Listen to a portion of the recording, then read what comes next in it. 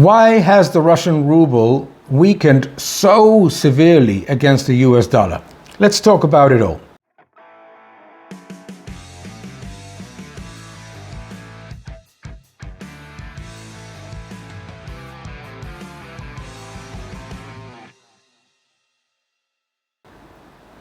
Hello everyone and welcome to my YouTube channel.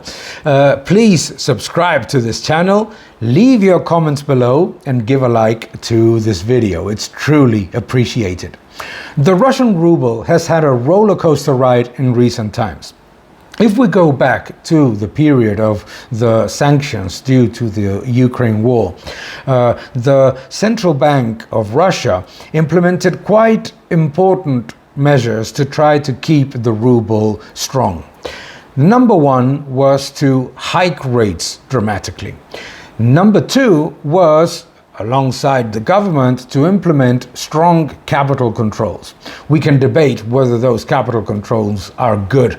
Actually, they're not. Capital controls tend to disguise problems in a currency rather than strengthening it. But capital controls plus hiking rates plus a massive trade surplus coming from the export of energy products, oil, etc. at higher prices led to an inflow of US dollars into the central bank that strengthened its reserves. So with those measures and with the trade surplus, what happened was that the ruble strengthened relative to the US dollars, to the US dollar, at least in the official rate.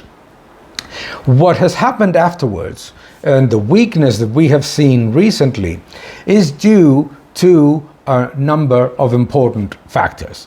Number one, an unnecessarily loose monetary policy. The Russian central bank is seen globally as quite a prudent one. It's very close to sound money in its policy usually. However, obviously, there are more things that support a currency globally than just sound money or strong gold reserves. Independent institutions, capital freedom, and obviously the legal and investor security. All those things matter. But after the strengthening of the ruble against the US dollar due to the factors that I mentioned before, the Russian central bank started to cut rates unnecessarily. Started to implement a very loose monetary policy that had nothing to do with the reality of the Russian economy. The Russian economy was weakening due to the challenges of the sanctions and the Ukraine war and all of the different problems that are obviously affecting the domestic economy. Lowering rates was not a good decision for a very simple reason. Cutting rates would not drive higher consumption, higher credit demand when the economy is shrinking or is impacted by a global problem of both sanctions and the war. So obviously, thinking that lowering rates would have driven more credit demand, more investment, and more retail sales is more than debatable.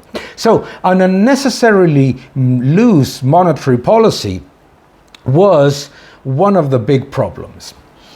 Second big problem, the trade surplus that made the ruble strengthen so dramatically in the 2022 first period shrunk dramatically as well afterwards with two factors. The decline in the price of commodities in international markets, therefore the revenues coming from exports were lower for the Russian economy because of lower prices, but also very significantly because of the weakening of global demand.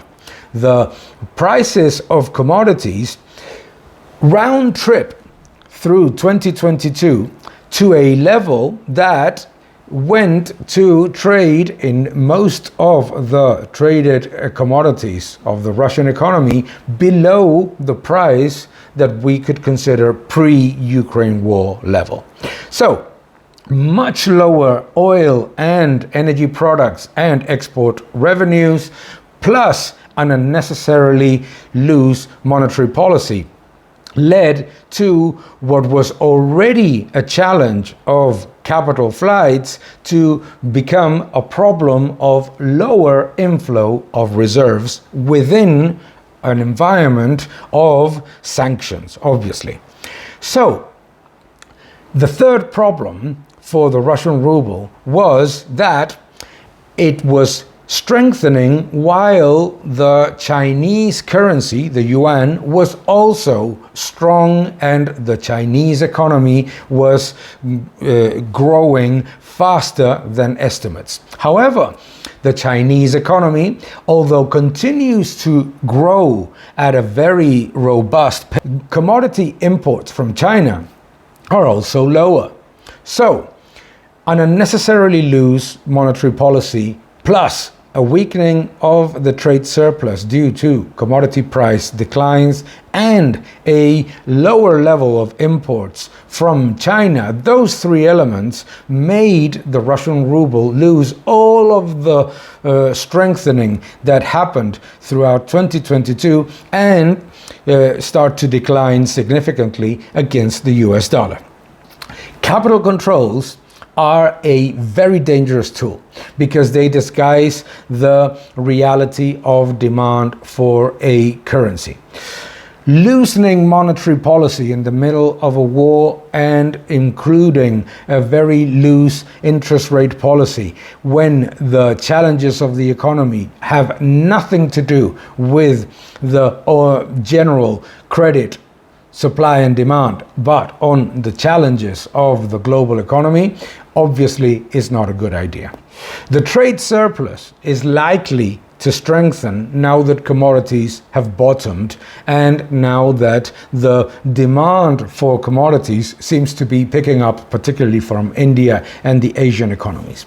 The capital controls have been gradually lifted and they should be completely lifted in order to understand the reality of demand and supply for the local currency. And the challenges of the Russian economy are not going to be solved by lowering rates, because rates have absolutely nothing to do with credit demand these days. Credit and investment demand in Russia right now are impacted by the sanctions and the global slowdown, not whether the price of money is higher or lower. Thank you for watching this video. Please subscribe to my channel, like my videos, leave your comments below, and keep defending freedom. Thank you very much.